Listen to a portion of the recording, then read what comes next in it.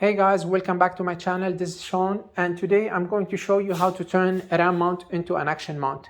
What does that mean? Let's say you are not using this X grip anymore, and you are not using the entire setup. All what you need to do is purchase something called ball adapter. The ball adapter to action camera is like so. It's a ball, right? And on top of the ball, there is an adapter that can clamp into any action camera. So basically now you turned a RAM mount into an action mount for any action camera.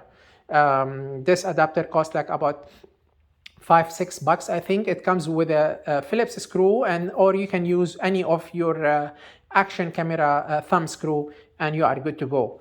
So that's how it looks. Yeah.